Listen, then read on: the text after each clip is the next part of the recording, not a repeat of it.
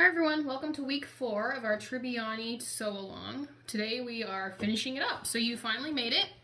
The first thing you want to do is make sure that both of your zippers are unzipped, both this interior one and what will be your exterior one. And then you'll also want to mark the middles of your bottom pieces. So you can see I've put my little snips here on the sides and the ends. And I've done that both for my exterior and for my lining piece. And then you'll also want to do it on your bag piece. So I have it marked there, and I don't have my lining marked, so I'll do that real quick to show you how to do it.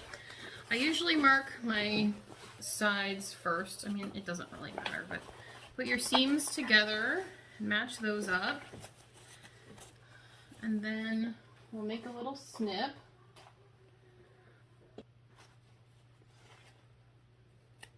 Just within the seam allowance, just a little triangle there.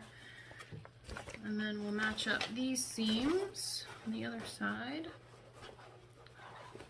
Make a little snip there. And then we'll do the ends. This just helps you match everything up. It really helps to keep everything in line as you're sewing if you have these little snips. Make sure not to cut too deep into your seam allowance. Okay, so we'll insert our lining first. So you'll be opening up your bag like this and putting in your bottom. You make sure that the right side of your lining is facing inside the bag there.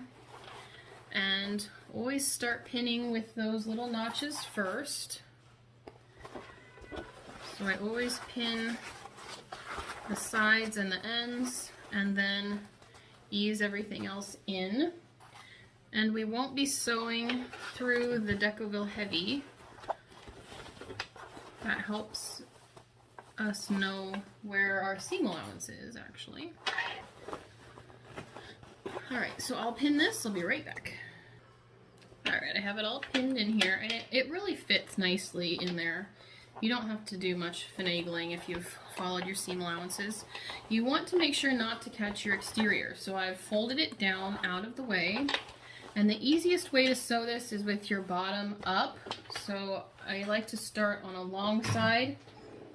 On the lining, we'll be doing a 5/8 inch seam allowance. We always do a little bit larger seam allowance on the lining so that it fits down into the bag better. So we'll be doing 5/8 inch on this part.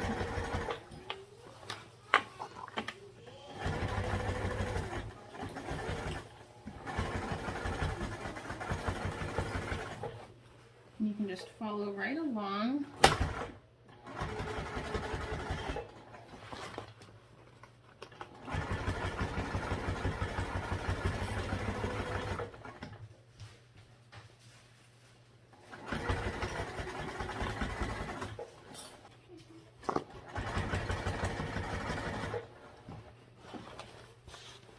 Make sure as you go to keep tucking that exterior out of the way if you need to.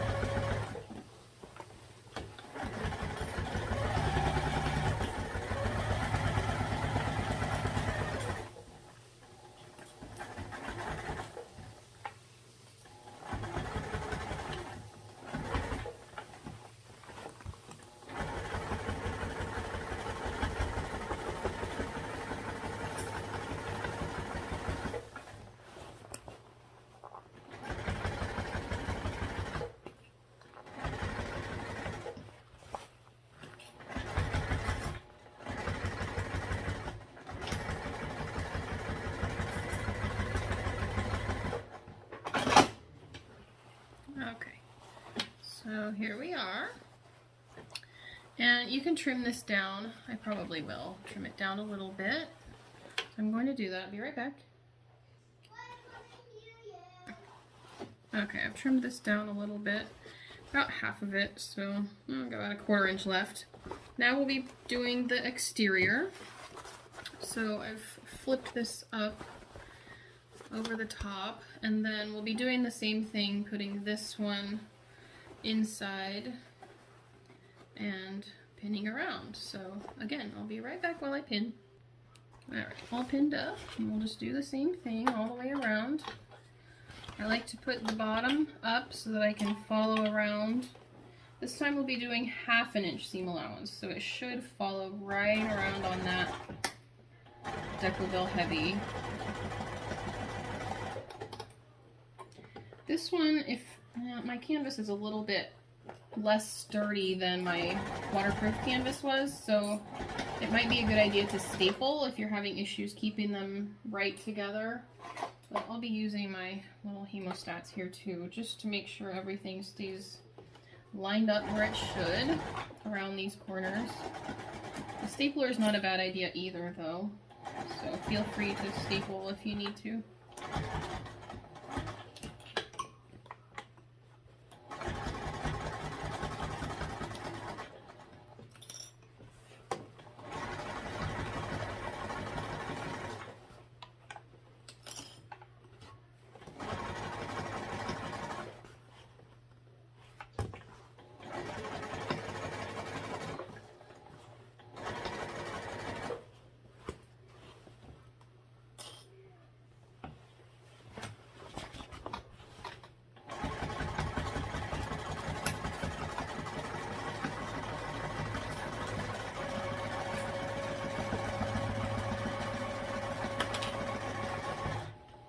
Straightaways aren't bad, it's those curves that'll get you.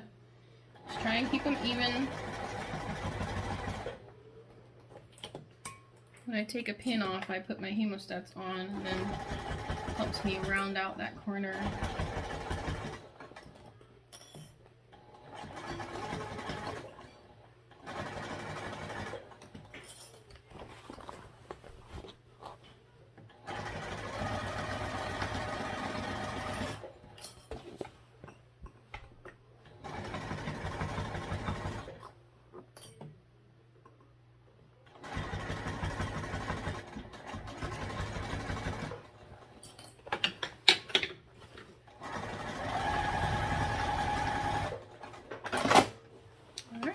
There we go. I'll trim that one down just a little bit. And then we'll be turning the bag. So this is why you wanted that interior zipper open, because now we can turn it through there.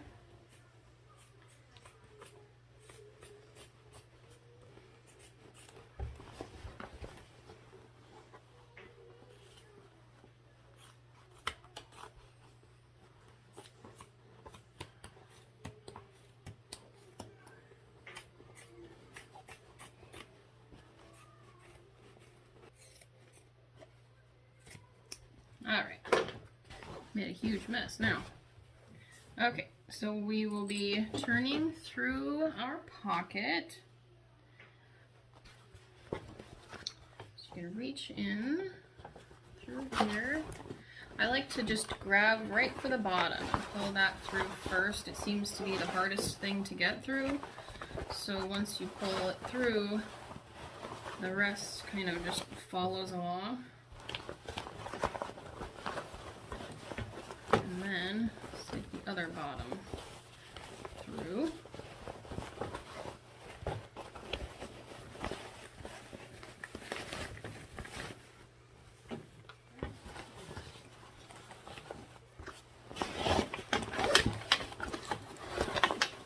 And there you have it. And then you can kind of match up your bottoms,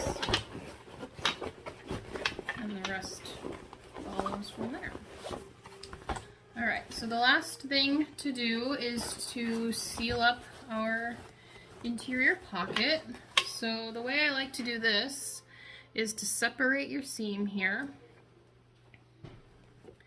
And then, you can see I have it separated, and then fold it down by about, half an inch or so.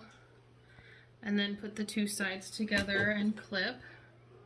And I'll do that for both sides, and then clip the center.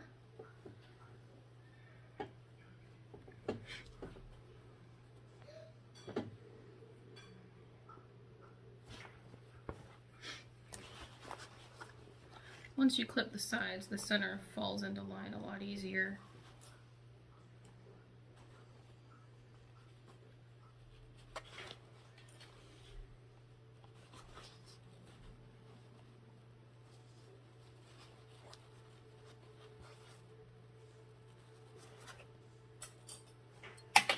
Alright, and then we'll just top stitch this 1/8 of an inch or so. You just want to catch the edge there, not make too much of a pucker.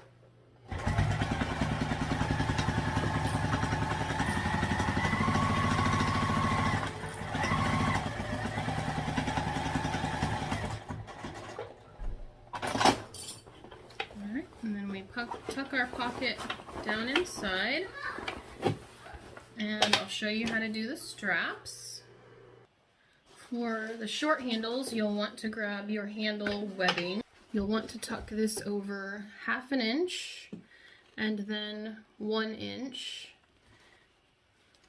and we slip it onto our rectangle ring, obviously with the folds on the back side, and then stitch across. You can do rivets too if you want. We'll stitch across 2 or 3 times here, back and forth.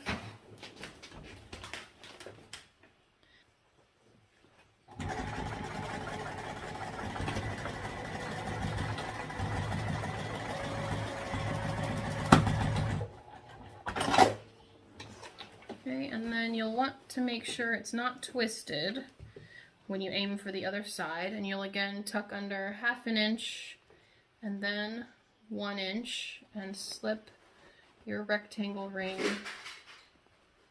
inside. And we'll sew this side.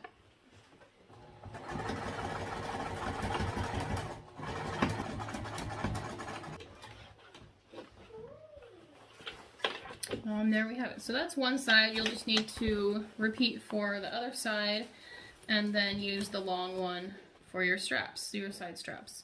So that's your Tribbiani. I hope you all had fun this week. I'll see you next month. Bye everyone.